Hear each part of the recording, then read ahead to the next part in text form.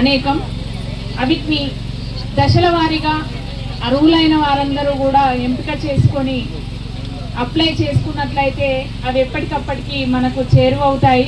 మనం అప్లై చేసుకొని మాకు రాలేదు, మాకు ఇవ్వలేదు అని బాధపడే కన్నా మనం తెలుసుకొని మనకి ఏదైతే వస్తుంది, మనం సోషల్ మీడియాలో చూస్తూనే ఉంటాం రోజు ఈ పథకం విడుదలవుతుంది, ఈ పథకం వస్తుందని.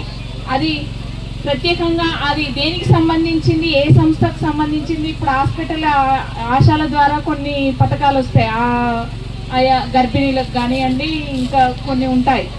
అదేవిధంగా అంగన్వాడీ నుంచి కూడా ప్రోటీన్ ఫుడ్స్ కానివ్వండి, చిన్నపిల్లలు 5 సంవత్సరాల లోపు పిల్లలకు కూడా కొన్ని స్కీమ్లు ఏర్పాటు చేశారు. అట్లాంటి స్కీమ్స్ వాళ్ళకి అంగన్వాడీ టీచర్లకు తెలుస్తుంది.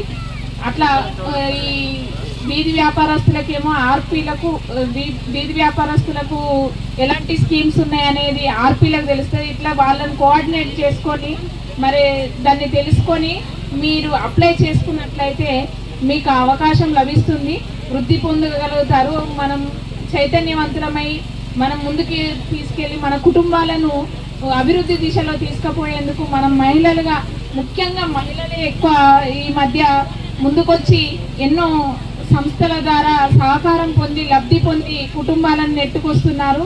వాళ్ళని అభివృద్ధిలో వాళ్ళ కుటుంబాలను, వాళ్ళ పిల్లల చదువులను కూడా ముందుకు తీసుకెళ్ళగలుగుతున్నారు. కాబట్టి మహిళలందరూ కూడా చక్కగా వినియోగించుకొని ఆ కుటుంబాన్ని, మన రాష్ట్రాన్ని ఇంకా ముందు దిశలో తీసుకుపోవాలంటే, మన భారత పౌరులుగా తీర్చిదిద్దాలంటే మహిళలదే ఎక్కువ కీలకం. కాబట్టి మీరంతా కూడా ఇక్కడ పనిచేస్తున్న సిబ్బంది కానివ్వండి, మీరంతా కూడా కోఆర్డినేషన్ తోటి ఎప్పటికప్పుడు వార్డుల వైజ్గా అర్హులకు మీకు ఇన్ఫర్మేషన్ ఇచ్చినట్లయితే వాళ్ళు లబ్ధి పొందేందుకు అవకాశం ఉంటుందని ఈ సందర్భం ఇంత మంచి కార్యక్రమాన్ని చేపట్టిన కోఆర్డినేటర్ బృందానికి అందరికీ కూడా ధన్యవాదాలు తెలియజేసుకుంటూ మరి ఎప్పటికప్పుడు సద్వినియోగం చేసుకోండి. ఈ కార్యక్రమంలో పాల్గొన్న ప్రతి